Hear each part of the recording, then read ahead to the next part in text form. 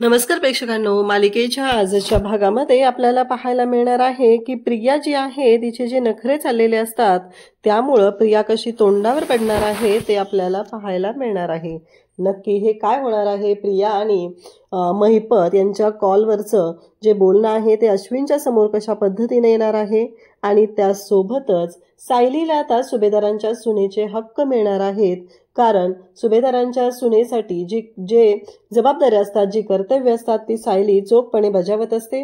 आणि त्यासोबतच इकडे प्रियाचं जे वागणं चाललेलं आहे, म्हणजे तिचं घरात लक्ष नाही, फालतूपणा तिचा चाललेला आहे, त्याचबरोबर निष्काळजीपणाने ती जे वागत आहे त्यामुळं पूर्णाजी आणि कल्पना या दोघीही हादरलेल्या आहेत। तर हे सगळं आपल्याला पाहायला मिळणार आहे। यामुळं प्रियाची हकलपट्टी तर होणार नाहीये ना, प्रियाचं जे वागणं आहे ते पूर्णपणे चुकीचं चाललेलं आहे हे आपल्याला पाहायला मिळेल। त्यासाठी हा व्हिडिओ शेवटपर्यंत पहा। तर इकडे आता सायली वरती आलेली असते। सायलीला सगळ्यांनी सांगितलेलं असतं की तू आमच्यासोबत यायचं नाही, तुझं लग्न आम्ही स्वीकारलेलं नाही, त्यामुळं तू देवदर्शनाला यायचं नाही। या गोष्टीमुळं सायली मात्र नाराज झालेली असते। अर्जुन विचार करत असतो की आता मी काय करू? मिसेस सायली खूपच नाराज झालेले आहेत, त्यांना मनवण्यासाठी मला काय करावं लागेल? हे सगळं अर्जुनच्या डोक्यात सुरू असतं आणि अर्जुन त्या गोष्टींचा विचार करत असतो। त्यासोबतच इकडे अर्जुन तिथे सायलीने बाप्पाची मूर्ती जी रूममध्ये ठेवलेली आहे त्या रूमकडे, तिथे मूर्तीकडे नमस्कार करतो आणि बाप्पा तूच काहीतरी सुचव असं सायलीला म्हणत असतो। सायली मात्र विचार करत असते नक्की काय करावं लागेल, काय केल्यानंतर सगळं व्यवस्थित होईल, हा विचार सायलीच्या डोक्यात सुरू झालेला असतो। परंतु सायलीला मात्र कळत नसतं। तेव्हा अर्जुन म्हणतो की मी नक्की काय करू, म्हणजे या सगळ्यामुळं घरातल्या सगळ्यांना बरं वाटेल असं अर्जुन विचार करत आहे। आणि तो सायलीला म्हणतो की अहो मिसेस सायली, तुमच्या लक्षात येते का, मला काय म्हणायचंय, तुम्ही इथे कशाला देवघर ठेवले अजून? तेव्हा सायली म्हणते अहो मला पूजा करायची आहे ना, तर ती पूजा मला खाली जाऊन करता येत नाहीये म्हणून ठेवलेलं आहे। तेव्हा मात्र इकडे अर्जुन म्हणतो अहो पण तुम्ही विसरलात का, मम्माने तुम्हाला सगळे अधिकार दिलेले आहेत ना, मग इथे देवघर ठेवायची काय गरज आहे ते सांगा बरं मला। काहीही झालं तरीही मम्माने तुम्हाला सांगितलेलं आहे ना की तुम्ही आता सगळ्या जबाबदाऱ्या घरातल्या घेतल्या पाहिजेत, मग पूजा पण तुम्ही खाली जाऊन करू शकता ना, काय प्रॉब्लेम आहे असं अर्जुन स्पष्टपणे सांगत असतो। आणि तेव्हा मात्र सगळे सायली पाहतच राहते। सायली म्हणते खरंच चालेल मी असं केलं तर? तेव्हा अर्जुन म्हणतो का नाही चालणार, विचार करा ना तुम्ही, आता मला सांगा सगळ्यांसाठी तुम्ही जेवण बनवता, सगळ्यांसाठी एवढं सगळं करता, मग हे पूजा करण्याचा अधिकार नाही का नाही मिळणार तुम्हाला? तुम्ही तर केलीच पाहिजे पूजा असं अर्जुन सांगत असतो। आणि त्याचबरोबर तो सायलीला म्हणत असतो की तुम्हाला तो अधिकार आहे, कारण तुम्ही या घरच्या सुना आहात ना, आणि मग सुनेचा अधिकार तुम्हाला मिळालेलाच आहे असं अर्जुन सायलीला सांगत असतो। सायली म्हणत असते खरंच? तेव्हा अर्जुन म्हणतो की हो, आता हे 2-2 देव इथं पूजा करायची काहीच गरज नाही असं अर्जुनचं चाललेलं असतं। सायली मग लगेच खुश होते आणि ती जी मूर्ती आहे ती घेऊन जायला लागते आणि मग बाप्पाची मूर्ती त्याचबरोबर दिवा हे सगळं ताटात घेते आणि सायली मात्र आता हे सगळं घेऊन निघालेली असते। त्यासोबतच सायली खुश झालेली असते। अर्जुन म्हणतो खरंच मिसेस सायलींना किती छोट्या छोट्या गोष्टींमध्ये आनंद मिळतो आणि त्या किती प्रेमाने करतात एवढं सगळं, आणि तो आनंद त्या व्यक्तही करतात हे अर्जुन बोलत असतो। आणि त्याचबरोबर सायली आता बाप्पाची मूर्ती घेऊन चाललेली असते। अर्जुन बाप्पाच्या मूर्तीला नमस्कार करतो आणि म्हणतो खरंच माझ्या बायकोला नेहमी असंच आनंदात ठेव। हे सगळं सायली आणि अर्जुन यांचं चाललेलं असतं। त्यानंतर आता सायली बाप्पाची मूर्ती घेऊन खाली जाते, तर इकडे चैतन्याचा अर्जुनला कॉल येतो। चैतन्य अर्जुनला म्हणत असतो की मला तुझ्याशी बोलायचं आहे आणि तू मला एक काम सांगितलेलं होतं आणि ते काम पूर्ण झालं नाही, असं कधीच होऊ शकत नाही असं म्हणता क्षणी अर्जुन म्हणतो म्हणजे? तेव्हा चैतन्य म्हणतो तू सांगितलं होतं ना मला आश्रमात जाण्याची परवानगी काढायला, आणि आश्रमात जाण्याची परवानगी मिळालेली आहे आपल्याला। हे ऐकल्यानंतर लगेचच तिकडे अर्जुन म्हणतो बघ, म्हणजे सायलींना मी सांगितलं तुम्ही खाली जाऊन बाप्पाची पूजा करा आणि त्याचबरोबर एकत्र देवपूजा करा, आणि हे सगळं आपल्या मनाप्रमाणे घडलेलं आहे। हे सगळं जेव्हा चाललेलं असतं तेव्हा चैतन्य म्हणू लागतो की तुझा या गोष्टींवर अर्जुन कधीपासून विश्वास बसायला लागला रे, म्हणजे तू तर या गोष्टींवर कधी विश्वास ठेवत नव्हता। तेव्हा अर्जुन म्हणतो की कधी कधी बसतो विश्वास असं अर्जुन चैतन्याला सांगत असतो आणि चैतन्याला म्हणत असतो की हो माझा विश्वास बसायला लागला या गोष्टींवरती। त्यानंतर इकडे पाहायला मिळतं की अर्जुन मात्र जाम खुश झालेला असतो, कारण फायनली आता आश्रमात जायची परवानगी मिळालेली असते। इकडे मात्र नागराज, महिपत सगळे बोलत असतात आणि साक्षी येऊन तिथे जिन्यात बसलेली असते आणि मग महिपतचं लक्ष साक्षीकडे जातं. महिपत आणि नागराजांचं बोलणं चाललेलं असतं की मग आज काय करायचं, आज कशा पद्धतीचा मेनू करायचा आहे, आज चिकनच करूया आणि मस्त ताव मारूया, हे सगळं त्या दोघांचं बोलणं चाललेलं आहे. आणि मग महिपतचं लक्ष साक्षीकडे जातं. साक्षी अगदी वेड्यासारखी तिथं बसलेली असते. तिला कळत नसतं की तिचं काय चाललेलं आहे, कोणत्या गोष्टींमुळे तिला त्रास होतोय हेही तिच्या लक्षात आलेलं नसतं. आणि साक्षीला त्या जेलमधून बाहेर आल्यापासून तिला खूपच त्रास होत असतो. तिला कळत नसतं की या सगळ्यातून कसा मार्ग काढायचा आहे आणि ती अगदी ट्रॉमामध्ये असते. कारण तिच्यासोबत ज्या गोष्टी घडलेल्या असतात त्या गोष्टींचा तिला कधी तिने अनुभवच घेतला नव्हता. अन्याय सहन करणं ही गोष्ट तिला माहीत नाहीये. तिला फक्त माहिती आहे की गोरगरिबांवरती, लोकांवरती अन्याय करायचा हेच तिनं बघितलेलं आहे. अन्याय सहन करतानाही काही त्रास होतो ही गोष्ट साक्षीला कधी माहीतच नाहीये. इकडे महिपत आणि नागराजांचं बोलणं चाललेलं आहे. महिपत मात्र बोलत असतो. तो म्हणत असतो की काहीही झालं तरीही माझी मुलगी जी आहे ती मला अशी नको आहे, असं महिपतचं बोलणं सुरू आहे. त्यासोबतच इकडे नागराज म्हणत असतो की हो, सगळं होईल व्यवस्थित, असं नागराज सांगत असतो. आणि त्याचबरोबर महिपत हा साक्षीच्या जवळ येतो आणि साक्षीला विचारू लागतो. परंतु साक्षी मात्र काहीच बोलत नसते. कारण महिपतला माहिती आहे की साक्षीला काहीतरी झालेलं आहे. म्हणून महिपत हा साक्षीला बोलतं करण्याचा प्रयत्न करत असतो. पण साक्षीची काहीच बोलायची इच्छा नसते. तेव्हा इकडे महिपत आणि नागराज दोघंही बोलत असतात. आणि तेव्हा मात्र इकडे महिपत म्हणत असतो की हे सगळं जे घडतंय ना त्या अर्जुन सुभेदारमुळे घडतंय. आता त्याला मी सोडत नसतो. कारण साक्षीशी बोलत असतो ना महिपत, तरीही साक्षी तिथून निघून गेलेली असते. महिपतला खूप राग आलेला असतो. महिपत म्हणत असतो की त्या अर्जुन सुभेदारची मी वाटच लावणार आहे. तेव्हा इकडे नागराज मात्र महिपतला म्हणत असतो की महिपत, शांत हो, काहीही उगीच विचार करू नकोस. तुला माहीत नाहीये काय होऊ शकतं ते. कारण आत्ता कुठं ती चांगली हुशार वकील आपल्याला मिळालेली आहे म्हणून हे सगळं आपण सोडवू शकलेलो आहे. अन्यथा खूप अवघड झालं असतं, असं महिपत इकडे महिपतला नागराज समजवत असतो. त्यावेळेस नागराजला महिपत म्हणू लागतो, बरोबर आहे ना, म्हणून तर मी शांत घेत आहे, नाही तर माझे हात बरबटायला वेळ लागणार नाही. पण मी यावेळेस ठरवलेलं आहे, त्या चिखलामध्ये माझे हात अजिबात बरबटू देणार नाही. हे सगळं बोलणं चाललेलं असतं. आणि त्यासोबतच ते म्हणत असतात की काहीही झालं तरीही आज आता मी शांत राहणार नाही. नक्कीच त्याच्या डोक्यात आता पुढचा प्लॅन सुरू झालेला असतो आणि त्यामुळं ते दोघंजण बोलत असतात. त्याचबरोबर नागराज समजवत असतो महिपतला, काहीही झालं तरीही उगीच तू कसलाही विचार करू नकोस, कारण ह्या गोष्टी हाताबाहेर गेल्या तर खूप अवघड होणार आहे, असं महिपतला नागराज सांगत असतो. कारण आत्ता सर्व गोष्टी आपल्या बाजूने आलेल्या आहेत. साक्षीला आपण बाहेर काढलेला आहे. तेव्हा इकडे नागराज भयानक चिडलेला असतो. तो म्हणत असतो की ती प्रिया काही कामाचीच नाहीये, ती अजिबात कामाची नाहीये आणि ती आपल्याला नेहमी मदत करणार होती आणि तिचा माज मात्र तेवढाच असतो. इकडे प्रिया आणि अश्विन गाडीतून निघालेले असतात. अश्विन म्हणत असतो की खरंच म्हणजे मला ना कधी मंदिरात जाण्यामध्ये वगैरे इंटरेस्ट नव्हता, मी कधी ह्या गोष्टी करायचोही नाही, पण आज मी तुझ्याबरोबर होतो ना, मला खरंच बरं वाटलेलं आहे आणि तुझ्यामुळं मी मंदिरात यायचं ठरवलं होतं आणि तुझ्यामुळेच या गोष्टी करायचं ठरवलेलं होतं, हे सगळं तो सांगत असतो. आणि त्यासोबतच प्रियाला म्हणत असतो की फायनली आज मला छान वाटत आहे आणि सगळेजण खुश होते, पूजाही आपण व्यवस्थित केलेली आहे. हे सगळं त्यांचं दोघांचं बोलणं चाललेलं असतं. इकडे प्रिया पण म्हणत असते की हो अश्विन, फायनली आज खरंच खूप बरं वाटलेलं आहे. आणि त्यासोबतच हे त्यांचं बोलणं चाललेलं असतं.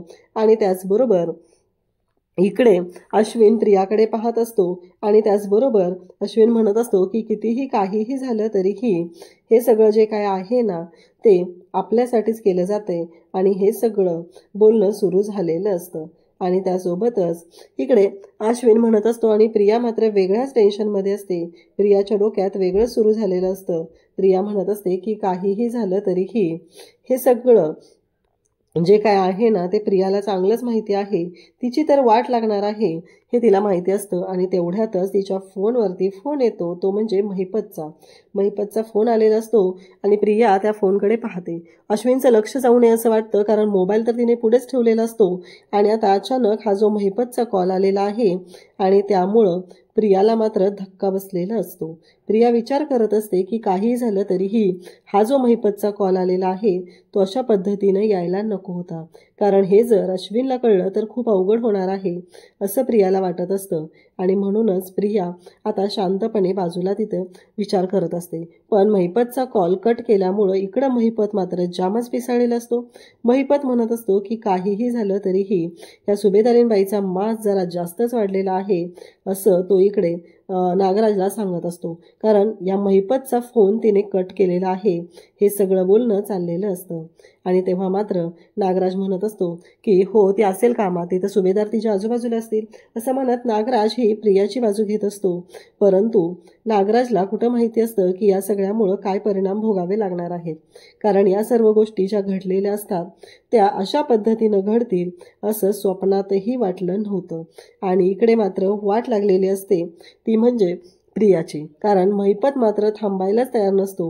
महिपत धडाधड फोन करत असतो आणि महिपतला फक्त एवढंच माहिती आहे की काहीही झालं तरीही माझा फोन उचलला पाहिजे, यासाठी महिपत हे सगळं करत असतो. आणि त्यासोबतच इकडे आपल्याला पाहायला मिळतं की जेव्हा या सर्व गोष्टी घडत असतात शेवटी महिपतने आता पुन्हा फोन लावलेला असतो आणि प्रिया इकडे म्हणत असते की मला फोन उचलायला लागेल अश्विन असं म्हणत ती कॉल उचलायला सुरुवात करते.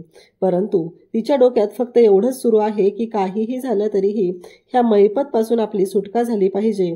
आणि महिपत इकडे म्हणत असतो काय गं, काय चाललंय तुझं नक्की? त्या सुभेदारांच्या घरात गेल्यापासून तुझं लक्ष नाहीये ना कामावरती असं तिला महिपत बोलत असतो. परंतु ती इकडे प्रिया म्हणत असते नाही तसं नाहीये, मी इथं कामात होते ना, थोडी बाहेर आलेले होते असं ती बोलत असते आणि ती घाबरलेली असते. त्याचवेळी ती अश्विनला म्हणते की अश्विन मला काय वाटतंय माहिती आहे का, जरा ना गाडी साईडला घेतोस का, मला बोलायचं आहे आणि माझ्या मैत्रिणीचा इम्पॉर्टंट कॉल आहे. अश्विन म्हणतो ठीक आहे. मग इकडे महिपत गाणंच म्हणायला सुरुवात करतो आलिया गावात अजोबो वरात. आणि त्यामुळं मात्र प्रियाची वाट लागलेली असते. कारण प्रियाला तो क्षण आठवतो जो होळीच्या दिवशीचा असतो. हे गाणं महिपत फक्त एकाच गोष्टीसाठी म्हणत असतो आणि ती गोष्ट म्हणजेच प्रियाला गोळी मारायची. आणि आता प्रियाचा डाव खलास करायचा आहे यासाठी महिपत ते गाणं म्हणत असतो. आणि तो प्रसंग मात्र प्रियाला आठवतो आणि प्रियाच्या पायाखालची जमीन सरकते. अक्षरशः ती घामाघूम झालेली असते. तिला आता काहीही करून महिपतशी बोलणं महत्त्वाचं वाटत असतं. आणि म्हणूनच तिने इकडे अश्विनला सांगते की अश्विन गाडी थोडीशी बाजूला घे. कारण तिला आता या गोष्टीमुळं भीती तर वाटायला लागलेलीच असते, पण त्याहीपेक्षा महत्त्वाची गोष्ट असते आणि ती म्हणजे की काहीही झालं तरीही आत्ता या सर्व गोष्टींमुळं त्रास तर होणारच असतो. आणि जे प्रियाने आत्तापर्यंत पेरलेलं आहे तेच उगवत असतं.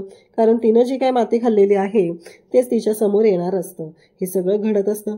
आणि तेव्हा मात्र प्रिया आता शांत राहत असते आणि प्रिया अश्विनला गाडी साईडला घेते, गाडीतून बाजूला जाते आणि बोलायला सुरुवात करते. कारण प्रियाला कोणताच ऑप्शन नसतो. जर तिने आता महिपतचा कॉल उचलला नाही तर ती मात्र गोत्यात येणार असते आणि हे फिक्सच असतं. त्यानंतर इकडे प्रिया बाजूला जाते आणि बोलायला सुरुवात करते. इकडे अश्विन लक्षात येतं. अश्विन विचार करत असतो की नक्की हिचं काय चाललंय, ही तन्वी म्हणजे काय करत असते नक्की. आत्ता तर सगळं व्यवस्थित होतं, एवढी घामाघूम का झालेली आहे, हा प्रश्न मात्र इकडे अश्विनला पडलेला असतो. आणि अश्विन त्याच गोष्टीचा विचार करत असतो. आणि त्याचवेळी प्रिया आता गाडीतून खाली चाललेली असते. अश्विनला मात्र कळत नसतं की या सगळ्यामुळं काय होणार आहे. आणि इकडे महिपत मात्र म्हणत असतो की तुला कशाला त्या घरात ठेवलेलं आहे, तुला जर माझं काम करता येत नसेल तर एक गोष्ट लक्षात ठेवायची आहे, मी काय करू शकतो. तेव्हा ती म्हणत असते की माझ्यासोबत अश्विन होता ना म्हणून मला बोलता आलेलं नाही. आणि ती बाजूला येऊन बोलायला सुरुवात करते.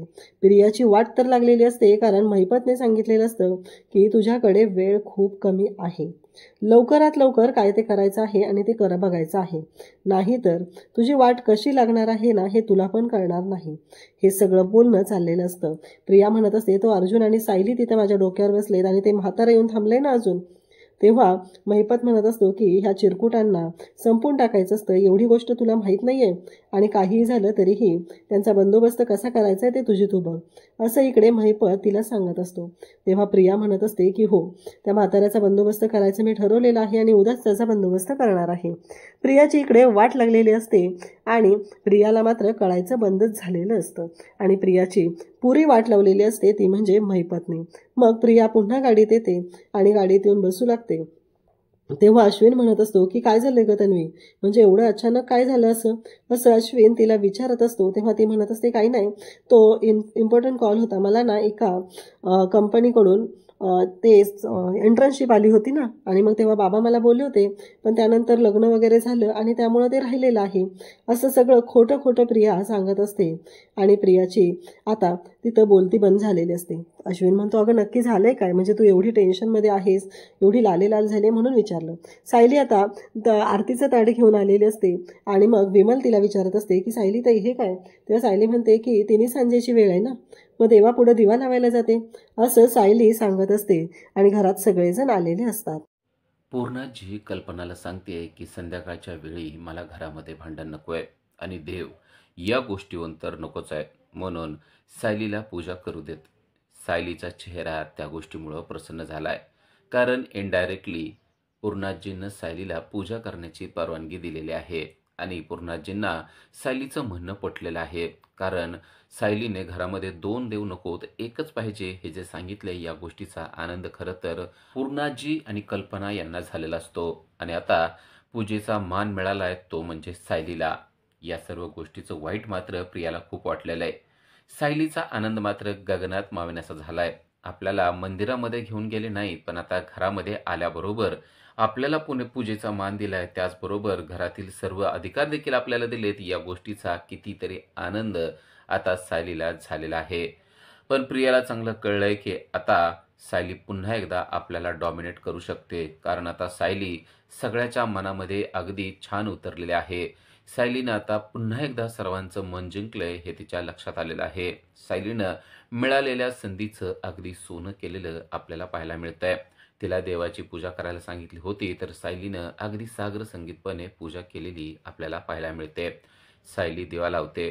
पूर्णाजी आणि कल्पना यांचं सायलीकडं बारकाईने लक्ष असतं की ती काय काय करते.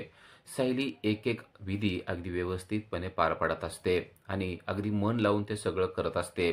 कल्पना आणि पूर्णाजी यांना सायलीचं ते वागणं अगदी स्पष्टपणे दिसत असतं की ती किती तन्मयतेनं हे सगळं काम करत आहे, तन्मयतेनं देवाची पूजा करत आहे.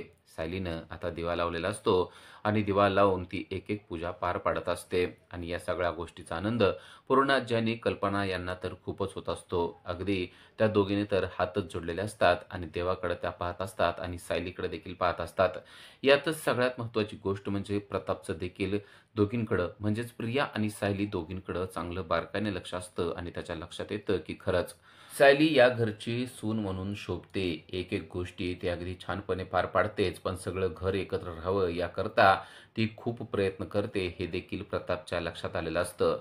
नुसतं आत्ता पूजेचा मान दिलाय तर तिच्या चेहऱ्यावर कितीतरी आनंद आहे हे देखील तिच्या लक्षात येत असतं. तर इकडं प्रियाचं मात्र अजिबात लक्ष तिथं नसतं. प्रियाचं लक्ष असतं मधुभाऊंकडे. थेरडा कुठे गेलाय, दिसत नाहीये, पूजा चालू आहे तरी आलेलं नाहीये, असे विचार तिच्या मनामध्ये असतात. तर प्रतापचं यावेळेस लक्ष मात्र सायली आणि प्रिया दोघींकडे आहे. नक्की प्रिया काय करते हे देखील प्रताप पाहत आहे.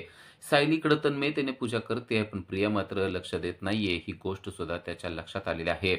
पूर्णाजीने देखील हात जोडलेले आहेत आणि सायली सर्वांना हात जोडायला सांगून आता पूजेचा एक एक विधी व्यवस्थितपणे पार पाडत आहे. सायलीचा आनंद अगदी गगनात मावेनासा झालाय, कारण सायली पुढं आणि तिच्या पाठीमागं सर्व घरातले आहेत. सर्व घरातल्यांनीच अगदी तिला लीडरशिप दिल्यासारखं केलेलं आहे. त्याचबरोबर पूजेचा मान देखील दिलेला आहे आणि आता सगळी पूजा व्यवस्थितपणे पार पाडलेली असते. सायली सर्वांना तीर्थ देत असते. एकेकाला तीर्थ देत ती आता प्रियाच्या जवळ जाते आणि प्रियाला तीर्थ देताना म्हणते की देव तुला सद्बुद्धी देवो. प्रियाला बरोबर टोमणा पाहिजे तो बसलेला आहे आणि आता ते तीर्थ घेतल्यानंतर ती देवापुढं जाऊन ते तीर्थ ठेवते. प्रियाला मात्र भलताच राग आलाय, कारण सायलीला तिची जागा पुन्हा एकदा मिळालेली आहे. तेव्हा प्रिया मनात ठरवते की तुला काय करायचं ते कर, पण आज मी असा शॉट देणार आहे ना, तुला कळेल मी काय करू शकते ते. तुझा म्हातारा या घरातून हाकलून लावते का नाही बघ, असा विचार ती मनातून करत असते आणि इकडे तिकडं पाहत असते. प्रतापचं लक्ष मात्र प्रियाकडे आहे. प्रियाचं घरात लक्ष नाहीये ही गोष्ट त्याच्या लक्षात आलेली असते, पण तो काहीच बोलत नाही आणि तेवढ्यात पूर्णाजीला जोरात खोकला यायला लागतो. कल्पना म्हणते काय झालं पूर्णाजी, पण पूर्णाजी जबरदस्त खोकत असतात आणि त्यांना बोलता देखील येत नसतं. तेव्हा सर्वांनाच काळजी वाटायला लागते. प्रताप देखील तिच्याजवळ येतो. सायली देखील पळत पळत तिच्याजवळ येते आणि काय झालं म्हणून विचारू लागते. सायलीला किती काळजी वाटते हे तिच्या वागण्यातून आणि बोलण्यातून सर्वांना स्पष्टपणे दिसत असतं. सायली म्हणते पूर्णाजी तुम्ही पटकन इथं बसा बरं, थांबा, तुमच्यासाठी मी अश्विन भाऊजींनी दिलेलं औषध आहे ना ते देते, कारण ते औषध घेतल्यानंतर मागच्या वेळेस तुमचा खोकला गेला होता असं म्हणून त्या अगोदर तिनं पूर्णाजींना पाणी देखील दिलेलं असतं. पूर्णाजीला स्वतःच्या हाताने ग्लासभर पाणी तिने प्यायला दिलेलं असतं. बरं वाटतंय का पूर्णाजी तुम्हाला? थांबा, औषधच आणलं पाहिजे असं म्हणून ती आता पुन्हा औषध आणायला पळत आहे. कारण पूर्णाजीचा खोकला अजूनही थांबलेला नसतो. प्रताप आणि कल्पना यांना तर खूपच काळजी वाटत आहे. सायलीची धावपळ आणि लगबग सर्वांच्या लक्षात येत आहे. ती धावत पळत अश्विनच्या रूममध्ये जाते. पूर्णाजीला पाहिजे असलेलं औषध आहे ते घेऊन येते आणि घेऊन येऊन ते औषध आता ती पूर्णाजीला देते. प्रतापचं लक्ष सगळं त्या दोघींकडे पण आहे. अजूनही प्रताप पाहतोय की कशा प्रकारे प्रिया शांत उभारलेली आहे. तर प्रियाचं म्हणणं असं असतं, "पूर्णाजी, एवढं काय झालेलं नाहीये. जरासा खोकलाच आहे ना, थोडंसं वर बघ, तुला बरं वाटेल." इतकं निर्लज्जपणे प्रिया उत्तर देत असते. प्रतापचं लक्ष दोघींकडे आहे आणि प्रताप बघतोय की कशाप्रकारे प्रिया ही उलट उत्तरं देत आहे. तिला काहीच वाटलेलं नाहीये की पूर्णाजीला एवढा खोकला येतोय, तर ती नुसतं तिला म्हणते की तुम्ही नुसतं वर पहा, तुम्हाला बरं वाटेल. आता सायली जाऊन औषध घेऊन आलेली असते आणि औषधाचा 1 चमचा तिने पूर्णाजीला भरवलेला देखील असतो. सायलीच्या वागण्यातून तिचं पूर्णाजीवर असलेलं प्रेम स्पष्टपणे दिसत असतं आणि आता प्रतापचं तोंड उघडतं. प्रताप म्हणतो, "सायली, एक काम कर ना बाळा, तू मागच्या वेळेस जो काढा केला होता ना, त्या काढ्यानं पूर्णाजीला खूप बरं वाटलं होतं. तो काढा दिलास तर बरं होईल." प्रियाचा चेहरा मात्र अगदी रागानं लाल झाला आहे. कारण आता प्रताप पुन्हा एकदा सायलीशी चांगलं बोलायला लागलेला आहे. स्वतः प्रताप बोललेला आहे हे ऐकल्यानंतर तर सायलीचा आनंद द्विगुणित झालाय. पटकन, "हो, आत्ता लगेच करून देते," असं म्हणून धावत पळतच सायली किचनमध्ये गेलेली आहे. इकडं प्रिया मात्र तिच्या मोबाईलमध्ये बिझी असलेलं प्रतापने पाहिलेलं आहे. प्रताप पाहतो की हिला काहीच पडलेलं नाहीये. ती सायली एवढी धावपळ करते आणि ही स्वतःचा मोबाईल घेऊन नुसतं मेसेज पाठवत बसलेली आहे. सायलीनं सांगितल्याप्रमाणे पटकन गॅसकडे गेलेले आहे. विमलला तिने सांगितलंय की बाहेरची तुळशीची पानं घेऊन ये आणि काढा करायला सुरुवात देखील केलेली आहे. एक एक गोष्ट ती विमलला घ्यायला लावते आणि पटकन त्या पातेल्यामध्ये टाकते. पातेल्यातल्या पाण्यात उकळलेल्याच्यामध्ये तिनं काही औषधं टाकलेली आहेत, काही जडीबुटी टाकलेल्या आहेत आणि छान असा ती काढा बनवत आहे. तिच्या डोक्यात एकच आहे की आज पूर्णाजींना बरं वाटलं पाहिजे. त्याचबरोबर आपल्याला जेवढा मान मिळालाय या गोष्टीचा देखील तिला आनंद झालेला आहे. सर्वजण आपल्याशी प्रेमानं वागतायत, सर्वजण आपल्याला सून असल्याचं समजतायत, आपल्याला परत एकदा सून समजतायत. या गोष्टीचा कितीतरी आनंद तिला झालाय आणि त्या आनंदात ती पटपट, पटपट सगळे कामं करत आहे. आता तिनं पूर्णाजीसाठी काढा देखील बनवलेला असतो. नुसता बनवलेलाच नसतो, तर स्वतःच्या हातानं तिनं तो काढा पूर्णाजीला पाजलेला देखील असतो. काढा पिल्यानंतर पूर्णाजीचा खोकला अगदी पूर्णपणे बरा होतो. प्रताप आणि कल्पना यांना तर खूपच बरं वाटू लागतं. तर हीच गोष्ट पूर्णाजीच्या देखील लक्षात आलेली असते की किती धावपळीनं अगदी सायलीनं व्यवस्थित असा काढा बनवून दिला आणि तो तिचा काढा पिल्यानंतर लगेच तिला बरं वाटू लागलं. आता कल्पनाच्या देखील लक्षात आलेलं असतं की अजिबात प्रियाचं लक्ष पूर्णाजीकडे नाहीये. मुद्दामच कल्पना तिला म्हणते, "जरा पूर्णाजीला आतमध्ये घेऊन जाते का?" तर लगेच प्रिया म्हणते, "हो जाते, पण एक मेसेज करते, तेवढा केल्यानंतर जाते." तेव्हा कल्पना म्हणते, "राहू देत, मीच घेऊन जाते." खरं तर कल्पनाला प्रियाचा राग आलेला असतो. कारण एवढं पूर्णाजीला बरं वाटत नाहीये, तरी देखील प्रियाचं लक्ष सगळं तिच्या मोबाईलमध्ये आहे आणि मोबाईलवर चाललेल्या चॅटिंगमध्ये आहे. पण अजिबात तिचं लक्ष पूर्णाजीकडे नाहीये. तर प्रताप आता चक्क थँक्स म्हणतो, ते म्हणजे सायलीला. सायलीला तो म्हणतो, की "खरंच तुझ्यामुळंच आज पूर्णाजीला बरं वाटलेलं आहे." आणि हे ऐकल्यावर तर सायलीचा चेहरा आनंदाने अगदी प्रसन्न झालाय. ती धावत पळत नाचतच अर्जुनकडे गेलेली आहे. रूममध्ये जाते आणि त्याला घेऊन गोल-गोल फिरू लागते. अर्जुन म्हणतो, "अरे वाह! काय झालंय?" तेव्हा ती सांगते, की "आज मला सगळेजण खूप छान बोलले आणि माझ्या जवळचा काढा देखील पिले. मला खूप खूप आनंद झालाय. मला पूजेचा मान देखील मिळाला." अर्जुन ते सगळं पाहतो आणि म्हणतो, "खरंच मी सायली, किती छोट्या गोष्टींमध्ये तुम्हाला किती मोठा आनंद होतो ना, हे तुमच्याकडूनच शिकलं पाहिजे." इकडे रविराज आणि प्रतिमा हॉस्पिटलमधून आलेले आहेत आणि त्या हॉस्पिटलमध्ये आल्यानंतर आता तिच्या चेहऱ्यावरचा डाग कमी झाल्याचं देखील नागराजच्या बायकोने सांगितलेलं आहे. "खरंच तुमचा चेहरा आता पहिल्यासारखा प्रसन्न आणि उजळलेला दिसतोय. आता तुमच्यावर हॉस्पिटलचा चांगला परिणाम व्हायला लागलाय," असं देखील तिने सांगितलेलं असतं. तेव्हा रविराज म्हणतो, "मला पण तेच पाहायचं होतं. तिचा चेहरा प्रसन्न आणि आनंदित असणं मला खूप आवडतं आणि मी तिच्या कधी तर चेहऱ्यावर प्रेम केलंच नाही. खरं तर मी प्रतिमाच्या मनावर प्रेम केलेलं आहे असं तो सांगतो आणि आत जातो तेव्हा नागराजची बायको प्रतिमाला सांगते की खरंच हे खूप मोठ्या मनाचे आहेत, तुम्ही नव्हता तरीही ते फक्त तुमच्यावरच प्रेम करत होते. सुभेदारांच्या घरी आता इकडं रात्र झालेली असते आणि सर्वांचं जेवण देखील उरकलेलं असतं आणि जे ते आपल्या रूममध्ये चाललेले असतात, पण प्रियाला मात्र स्वतःच्या रूममध्ये जायचं नसतं. तिला पाहायचं असतं की अर्जुन आणि सायली यांचं नक्की काय चाललेलं आहे, हे कोणता प्लॅन करतायत, उद्या कोर्टामध्ये नक्की हे काय बोलणार आहेत, ह्यांचं नक्की काय चाललंय ते तिला ऐकायचं असतं. आणि त्यावेळेस तिला कळतं की ते दोघेही आता मधुभाऊंकडे जाणार आहेत आणि त्यांच्याकडे जाऊन काहीतरी प्लॅन करणार आहेत. उद्याच्या भागामध्ये आपल्याला पाहायला मिळतं की अर्जुन आणि सायली हे रोमॅन्टिक झालेले आहेत. अर्जुन सायलीच्या जवळ जात आहे आणि तिला जवळ घेण्याचा प्रयत्न करत आहे. त्याचबरोबर नटखट अशी सायली देखील त्याला दूर ढकलताना आपल्याला पाहायला मिळते आणि तेवढ्यात हॉलमधून आरडाओरडा ऐकायला येतो आणि प्रिया बोलत असते की माझा हार हरवलेला आहे आणि त्यामुळे मला आता सगळ्या घराची तलाशी घ्यावी लागली तरी सुद्धा मी पुढं मागं बघणार नाही. आणि लगेच कल्पना देखील तिला म्हणते की हो, तुला तलाशी घ्यायची असेल तर घे, सुरुवात करायची असेल तर अर्जुनच्या रूमपासून कर. आणि ती अश्विनला म्हणते तू स्वतः अर्जुनची रूम तपास. हे सगळं ऐकल्यानंतर अर्जुनला मोठा धक्का बसलेला आहे. आता या सर्व गोष्टीला अर्जुन कसा तोंड देतोय ते आपल्याला पुढील भागामध्ये समजणार आहे. अशाच अपडेटसाठी आजच आमच्या चॅनलला सबस्क्राईब करा. थँक्यू.